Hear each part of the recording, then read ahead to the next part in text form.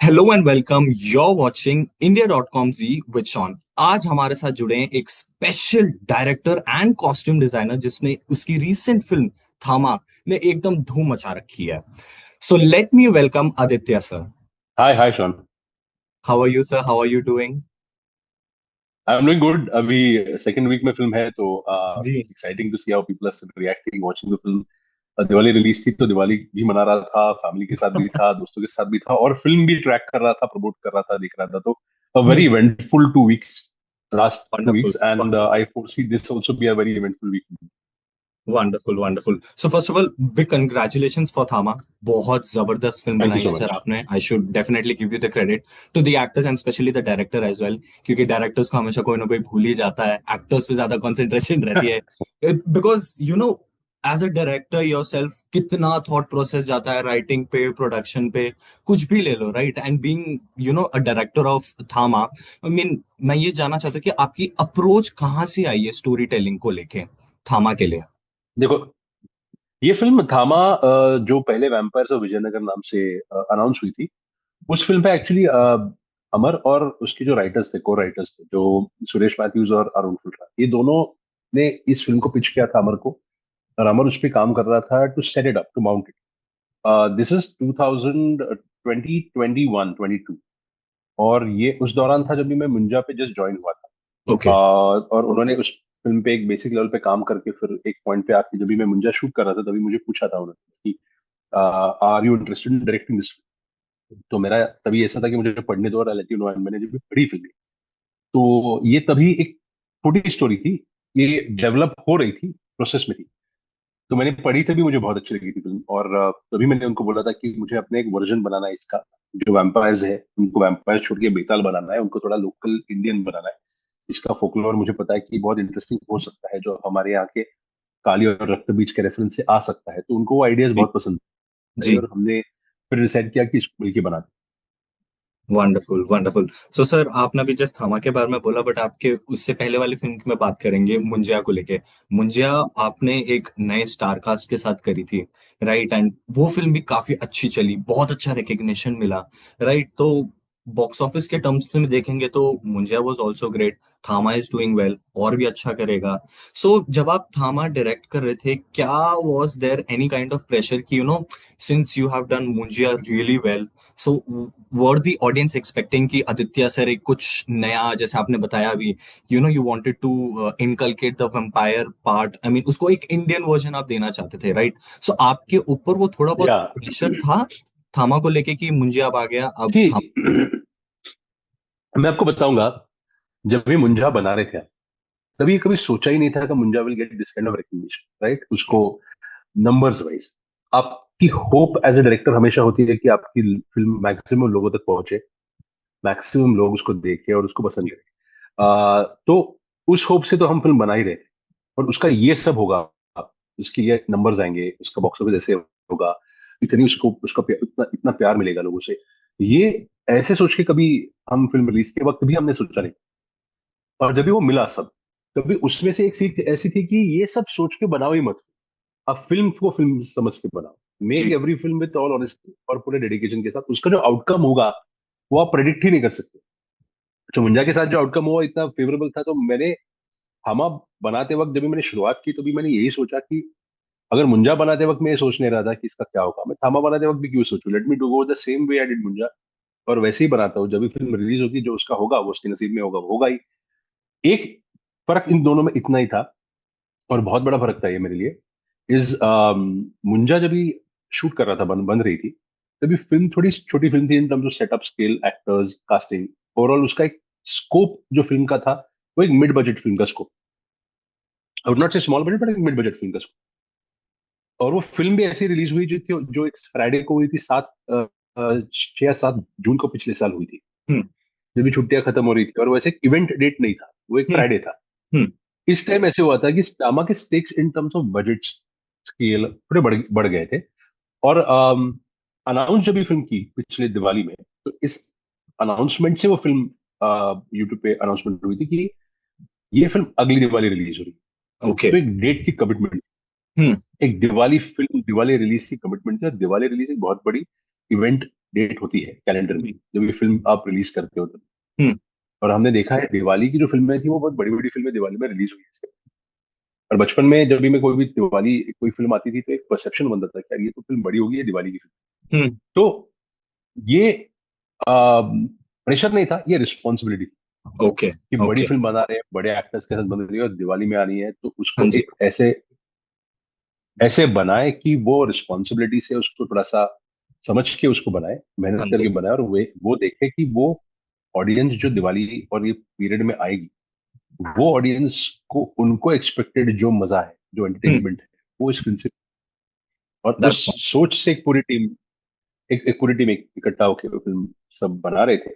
But ये बहुत मेरे लिए नया था कि मुझे पता है शूटिंग के पहले ही की रिलीज डेट क्या है, और उस हिसाब अच्छा। से मैं काम करता Okay, okay, that's wonderful.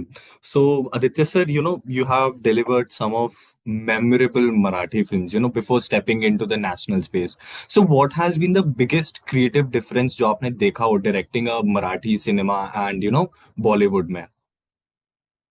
I will honestly tell you as a director ना, अब वो डिफरेंस वो है नहीं। एंड आई टेल अच्छा। यू व्हाई, क्योंकि मैडॉक में जो फिल्में बनती है वो कंटेंट ड्रिवन फिल्में, और मैडॉक में जो अभी तक मैंने फिल्में बनाई है वो उसमें जहाँ पे always content is the king, और एक्टर्स जो कास्ट होते हैं वो एज कैरेक्टर्स कास्ट होते हैं।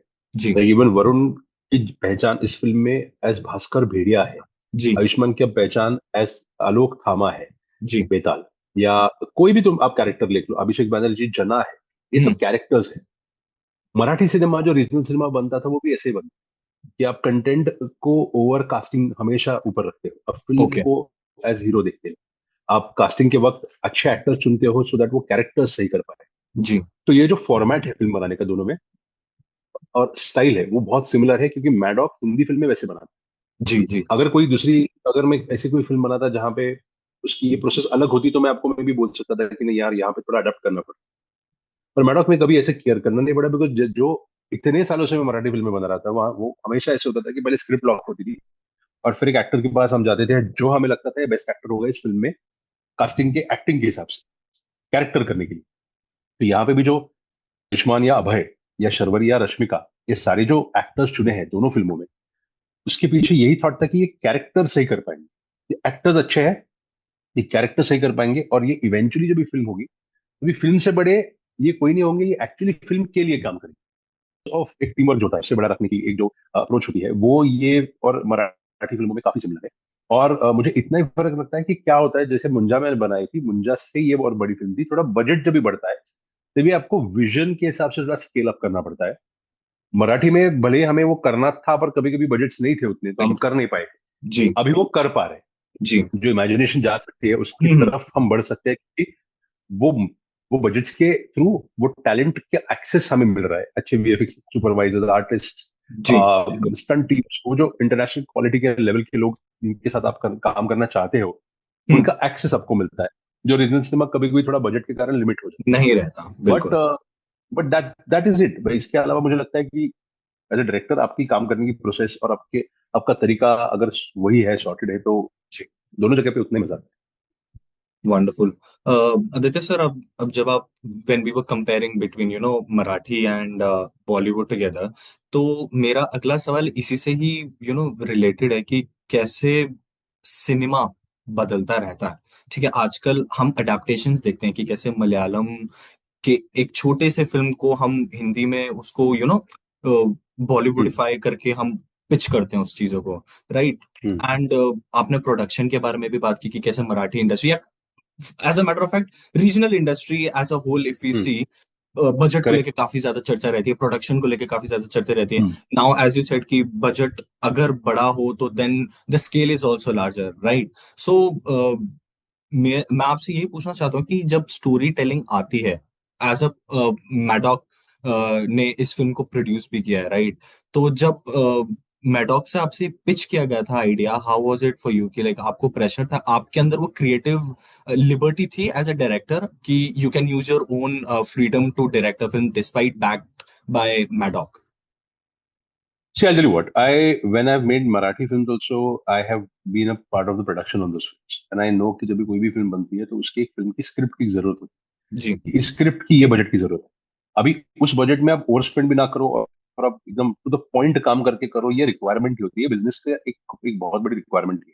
हम्म। अनफॉर्चुनेटली मैंने देखा है कि हिंदी इंडस्ट्री में वो कभी कभी टेकन फॉर ग्रांटेड भी ले जाता है कि अच्छे एक्टर्स है, बड़ी फिल्म बन रही है तो चलो बजट खर्चा करेंगे, और वो खर्चा होते जा रहा है जो अनवांटेड भी बहुत।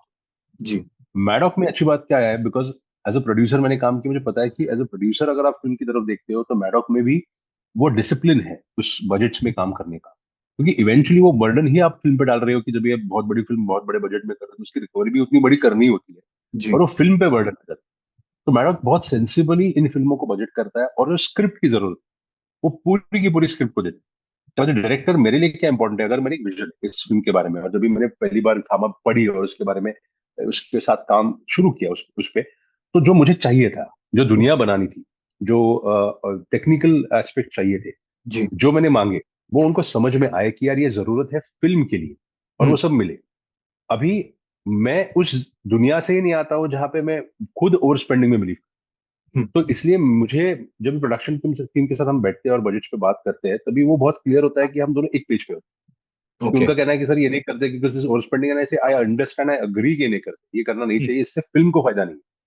तो ये बहुत जरूरी होता है डायरेक्टर का कि एक प्रोड्यूसर और डायरेक्टर और एक प्रोडक्शन टीम एक पेज पे हो, और जी। उनको दोनों को पता हो कि आपको एक्चुअली क्या अचीव करना है। जी। बड़ी फिल्म बनानी है, पर बड़ी फिल्म क्या कॉस्ट पे बनानी है और बड़ी फिल्म क्या हिसाब से बनानी है, वो क्लैरिटी होनी बहुत जरूरी होती है। क्योंकि हम देख रहे हैं कि आजू बाजू में जो हिंदी फिल्में बन रही है वो इतने बड़े बजट की बन रही है, और उनका फिर जब वो क्रैश होती है तो वो बहुत बड़े क्रैश में क्रैश लैंड होती है, कि बिल्कुल। उनकी रिकवरी इम्पॉसिबल हो जाते हैं एक पॉइंट के बाद करना। हम्म। तो दिस इज वेरी नाइस कि जब भी मैं मेरी फिल्म रिलीज करता हूँ तो मुझे पता है कि एक बेसिक लेवल का प्रेशर है, पर इतना भी नहीं है कि जहाँ पे ये फिल्म रिकवरी करनी पड़े। ओके। और फिर जब ये फिल्म कर जाती है, जैसे मुंजाम ने जो बजट में बनाई थी उसके अराउंड 3-4 टाइम्स उसका बॉक्स ऑफिस हुआ। हम्म।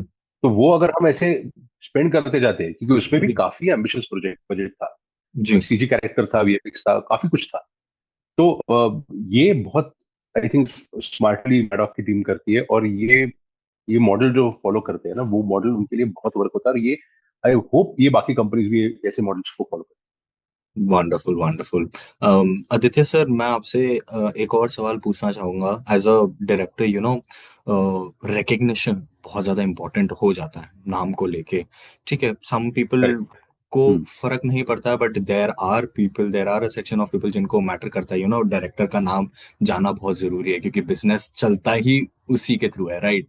And being a director yourself, मैं करेक्ट। आपसे ये करेक्ट। पूछना चाहूंगा कि आपके लिए कौन सा ऐसा फिल्म स्टैंड आउट रहा हो जो आपको एक नेशनल रिकग्निशन लाया हो, या आपके लाइफ को थोड़ा चेंज किया हो, कि एक स्केल अप आपको देखो, लेके। दो फिल्में हैं जी। एक्चुअली मेरे लिए। मुंजा एक वो फिल्म है जहाँ पे नेशनल रिकग्निशन मिला, ओके। जो मेरी पहली थिएटर की हिंदी फिल्म थी।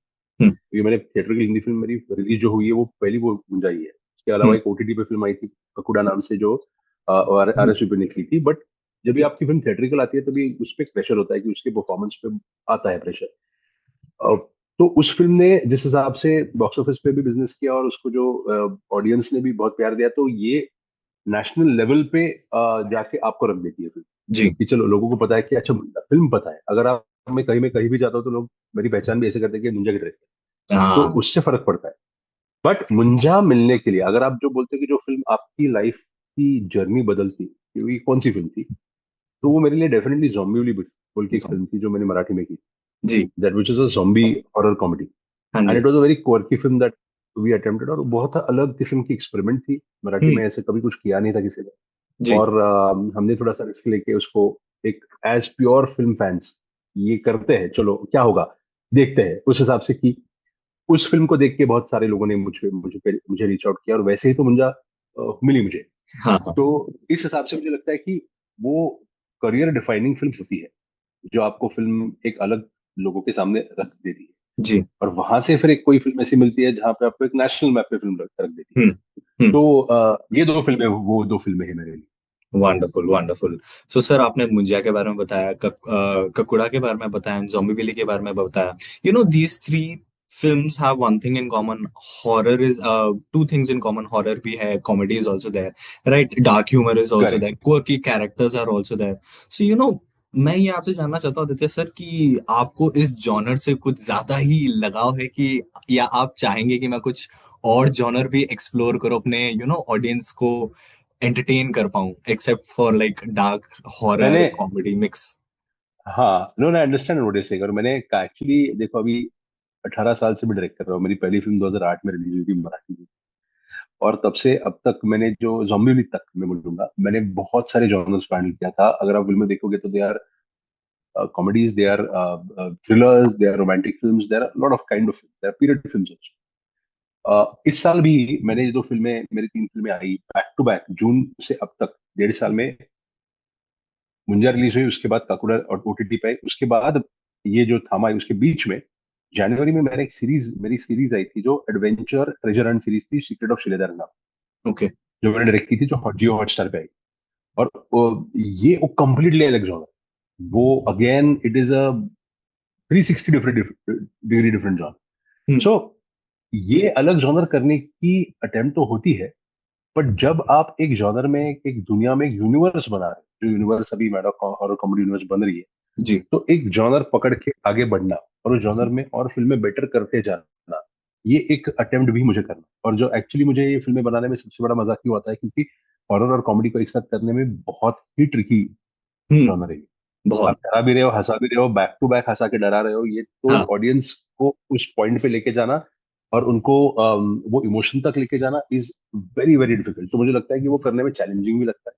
एग्जैक्टली। ऑल्सो ये फिल्म जो बन रही है, इन फिल्मों में ये भी एक मजेदार होता है कि इसमें जो एक दुनिया बनाते हैं, विच is a make believe fantastical दुनिया, हम्म। तो हम्म। इसमें जो बेताल बोलो या मुंजा का चेटुकवाड़ी बोलो, या इन ऐसे सब जंगलों के बीच में रहने वाली बेतालों की दुनिया बोलो, ये सारी जो चीजें होती है उसमें एक एलिमेंट ऑफ फैंटेसी होती है, उसमें एक वर्ल्ड बिल्डिंग होता है, उसमें डिजाइन करना, उसको शूट करना, उसके अलग हिसाब से टेक्निक्स ढूंढना, तो ये चैलेंजिंग फिल्में होती है करने के लिए। जी। और ये चैलेंजिंग ऐसी फिल्में करने में मजा तो एज ए डायरेक्टर बहुत आता है, जहाँ पे आप अपना काम दिखा सकते हैं, जहाँ पे आप एज ए डायरेक्टर अपना स्टैम्प छोड़ सकते हाँ हैं। जी। और इसलिए मुझे लग रहा है कि ये जॉनर मेरे लिए अभी भी वर्क कर रहा है, और इसमें हाँ इस जॉनर में भी करने लायक बहुत कुछ है, जो जी। आगे जाके भी करना चाहिए, जो हाँ जी। करूंगा।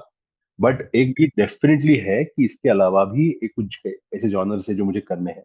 हाँ। और मैं उस पर काम कर ही रहा हूँ, तो जब ये सही वक्त आएगा तभी अनाउंसमेंट पीपल विल होगी। Get to know about it. Yes. Wonderful sir. So sir, चलते हैं आपकी रिसेंटली रिलीज्ड फिल्म के बारे में, थामा को लेके, right? You been the director. या I just wanted to know कि आपका जो, there are memories obviously, director के पीछे, कैमरा के पीछे आप रिकॉर्ड करते हो, बहुत सारी चीजें चल रही होती हैं, right? So I just want to know from your perspective कि आपके लिए जब आप Thama as a whole film direct कर रहे थे, were there any moments that you cherish it, कि लाइक यार this is the moment I am living for? no, so there are a lot of moments, for me every actor has brought that moment to me, like जैसे I have always admired how Paresh ji has worked in his films in his career. कौन ऐसा है, मुझे मिला ही नहीं आज तक, जिसको हेरा फेरी, जिसको अंदाज अपना अपना में उनके आइकॉनिक कैरेक्टर्स पता नहीं है।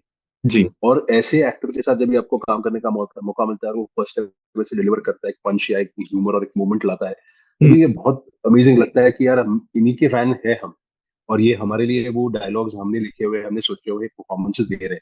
तो it is a beautiful moment to live in as a director, to see the actors you always wanted to, you always cherished, to hmm. Be working with you. Same with Nawaz, कि नवाज का भी जो काम हमने अब तक देखा है, जब भी वो वैम्पायर बन के आया था और जब भी उन्होंने हाँ। फर्स्ट ही एक शॉट दे दिया, तभी ऐसा लग गया वाओ मैन, क्या मजा है, ऐसे एक्टर्स के साथ काम करने में क्या मजा आता हाँ। है। आयुष्मान और रश्मिका के साथ भी एक अलग जर्नी रह चुकी है इस फिल्म पे, जहाँ पे इतनी मेहनत की उन दोनों में, और आयुष्मान ने भी पूरा पूरा अपने एक पूरा पूरी मेहनत लगा दी है to become the Betaal, also to become that strong थामा।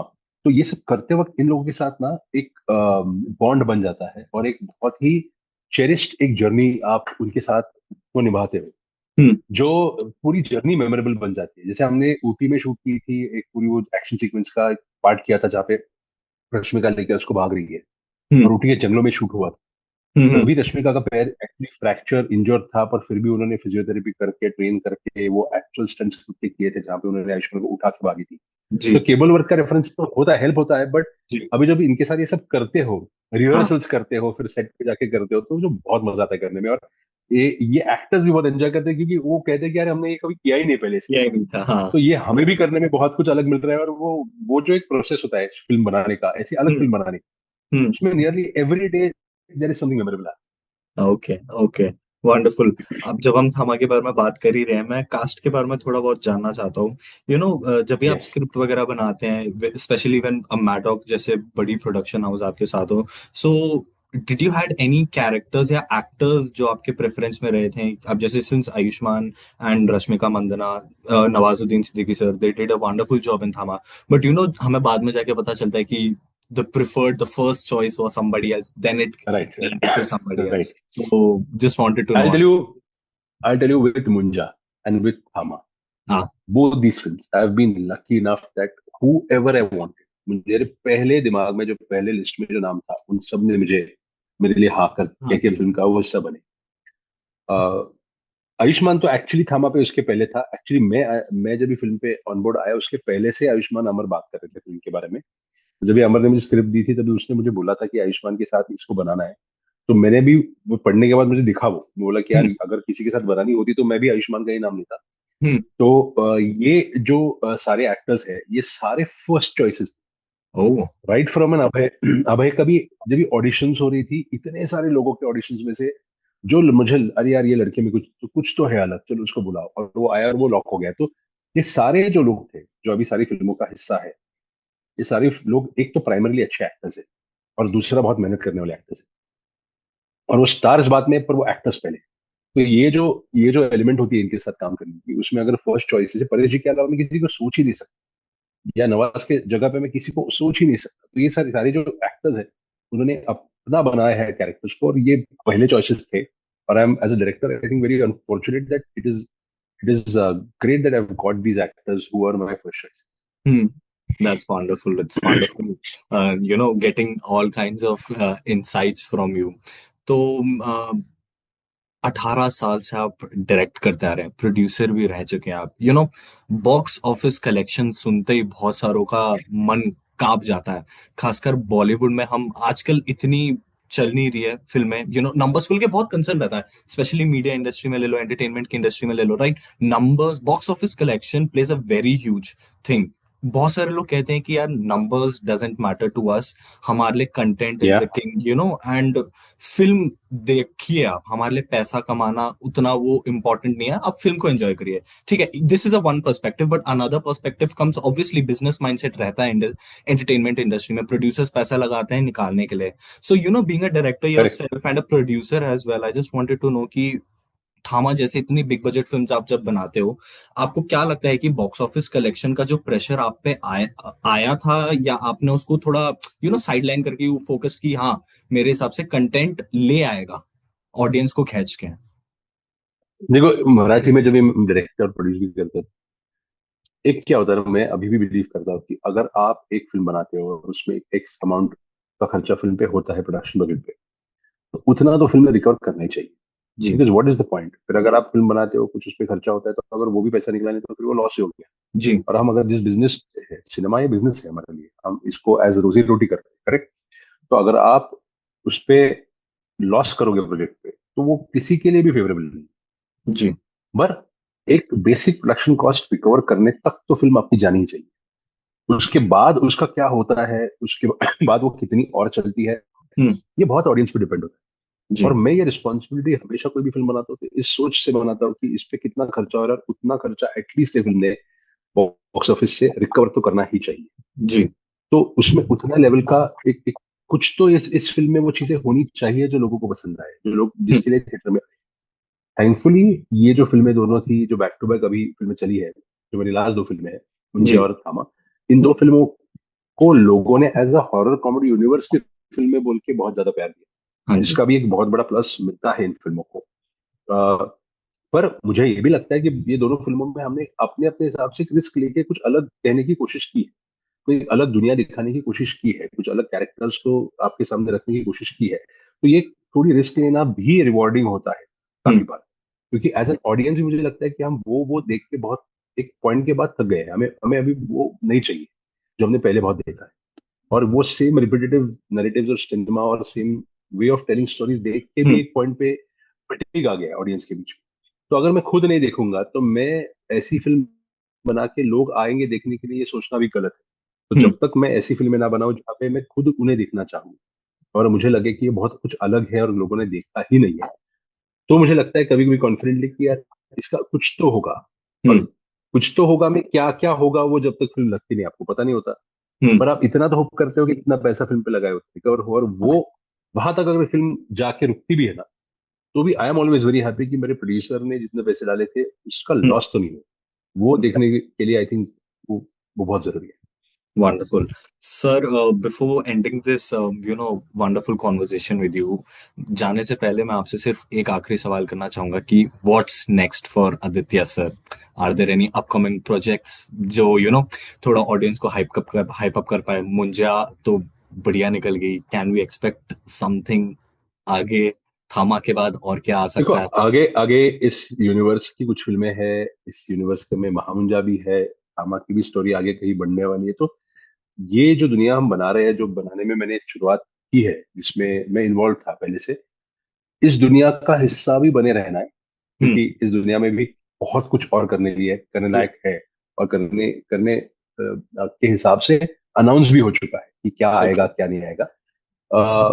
एक ही है कि ये कौन सी फिल्म होगी, वो कभी शुरू होगी और वो कब तक खत्म होगी और वो कभी आएगी, वो थोड़ा आपको एक रुकना पड़ेगा कि एक वेट करना डिस्कशन शुरू पड़ेगा। है okay. Where we are deciding कि क्या टाइमलाइन में कैसे कुछ क्या बना ओके। है। सो आपको जल्द ही एक अपडेट तो मिल ही जाएगा, बट आगे इसी यूनिवर्स को थोड़ा आगे बढ़ाने के हिसाब से काम करना। Wonderful, wonderful. Aditya sir, with this, I would like to conclude this wonderful conversation with you. Thank you lovely, so yes. much for taking out your time and thank you talking to Shawn. us, and all the very best for your upcoming films. Thank you so much. Thank you so much, my pleasure Shawn. Thank you, sir. Thank you, thanks thanks man.